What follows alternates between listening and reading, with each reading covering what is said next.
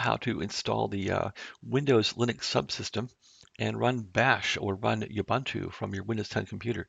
So the first thing you need is need to have Windows 10 uh, version 20.h2 as pictured here, or something similar. So you want to get something that it was installed around 11/26/2020. That will give you the options you need to install this stuff. So now let's take a look at how to actually work it. So I'm going to use Control Panel here and find the settings. When you jump to Control Panel, you want to go to Programs and Features. And that will show you what you need. So find Programs and Features here. And well, there it is right there. Yep. Okay. And you want to basically now turn Windows features on and off here. That brings up a small dialog box here. And what you're looking for is two checkboxes. The first one's a virtual machine platform. Click on that. And you're going to want the subsystem for Linux. Once you select those, it'll copy them in, and then you got to reboot.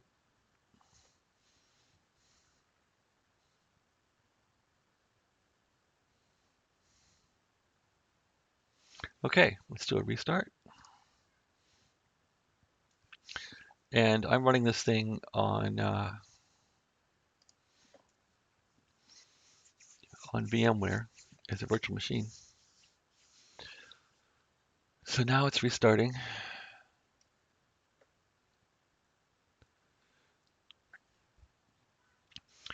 You can see Windows coming up here.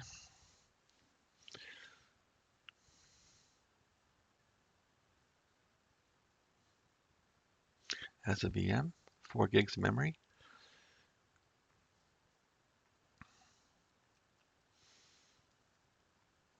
So now it's installing the subsystem.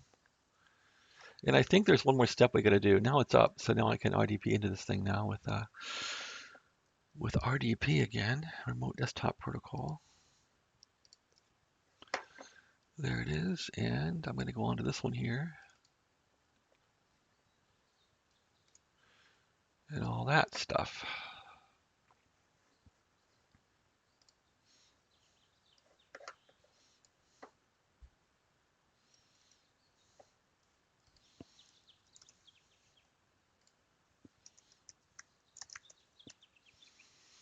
All right.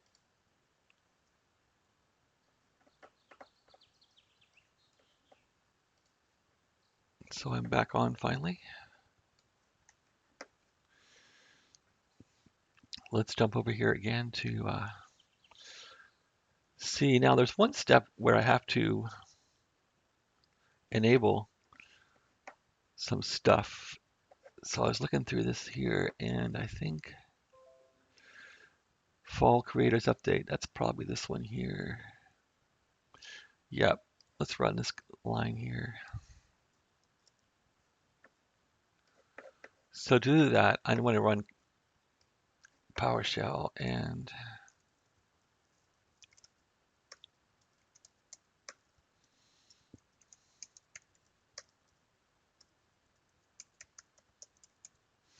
there it is.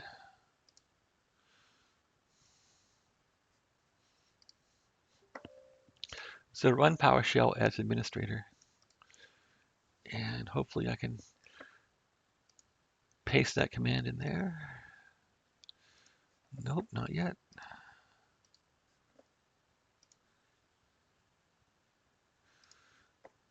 Lovely.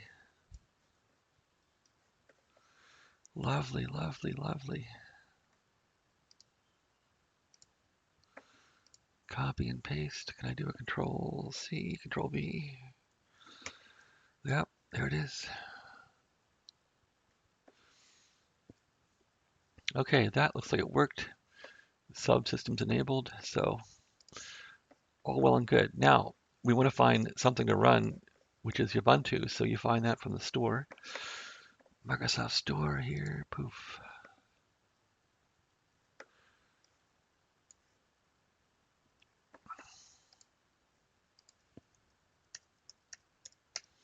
Type in Ubuntu here. Okay, 20.04 is good.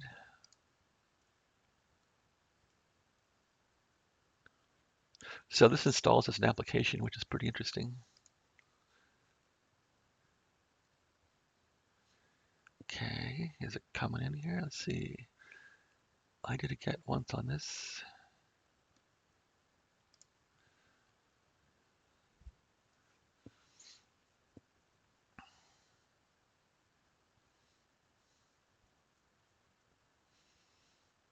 Okay, it's downloading. That's good.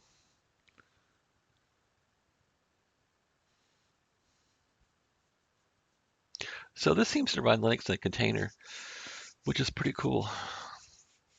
I was playing with this last night and could do a lot of stuff on it. It's like a normal Linux in a way, but you can't use syscontrol commands. There's no systemd in this thing, but you can compile things. You can make applications. It's pretty nice.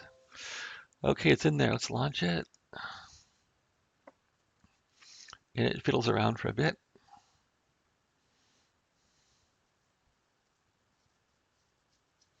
So this will take Windows 10 a long way with Linux people, and it may gain Windows 10 adoption. It looks like this thing gives you a NAT address for an IP address. I'm not sure yet how to give it a real IP address. So you could put a web server on here or do other interesting experiments, but this is surprising how well it works.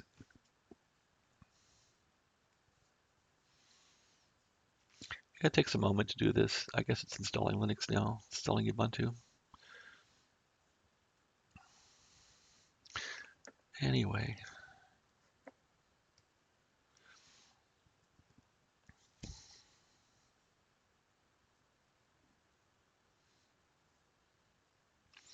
yeah, it was a lot faster on my i7 laptop last night.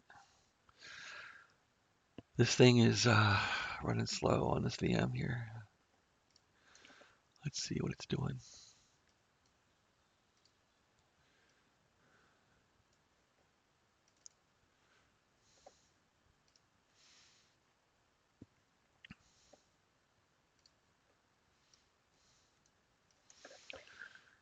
So it looks like it's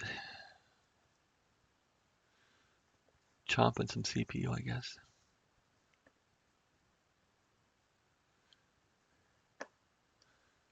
Yep, there it goes. So you can put a username in here and put in your favorite password.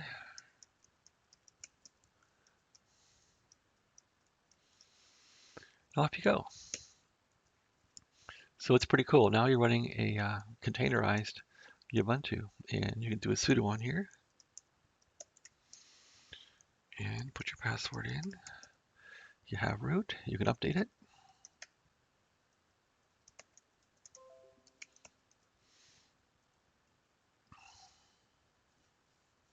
So it kind of works like a normal Ubuntu installation in many ways. I think it's got the guts of Ubuntu 20.04 in here.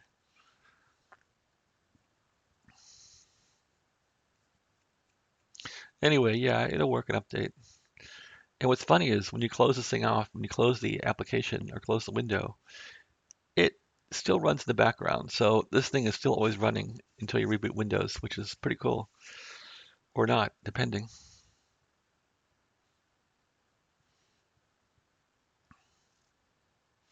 So I think if I close this window, it's still going to work. Let's see here. Yeah, there it is. Okay, so it did all that. It will upgrade also.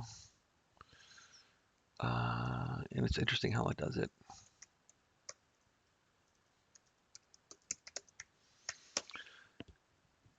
I think it even rebuilds the kernel, which is interesting, but Ubuntu Advantage tools are kept back. So anyway, yeah, it's going to put in all this stuff here. And I like the Python environment in Linux, so that's what I usually use. Looks like it's downloading all the stuff. So I could probably close this thing now. It still runs. Let's see what happens.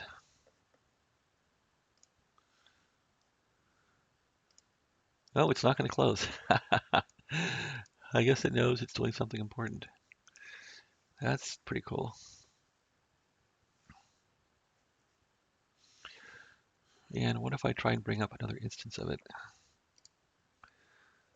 Well, that disappeared. There it is.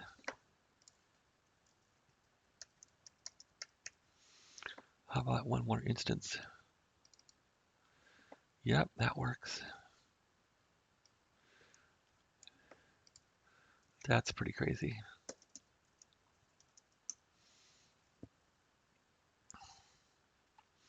And this being containerized, this is probably a whole different container, I'm thinking. So it doesn't even realize the other system is running, I don't think. But yet, the containers have a common file system, so it would be upgrading the files underneath it.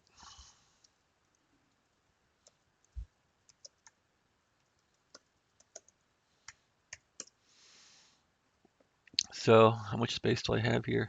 Not much. Everything's pretty much used up. Anyway, that's how it works. Looks like it knows about 2 drives there. I have like 22 gigs on drive D. Well, that sure is interesting. What if I go to drive D now?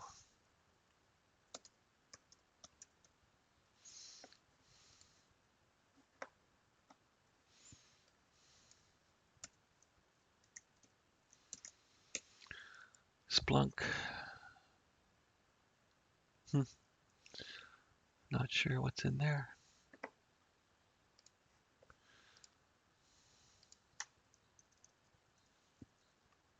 Okay, it's on mnt/d/m/nt/dog. Same stuff. Cool. So there's an interface between the actual Windows OS.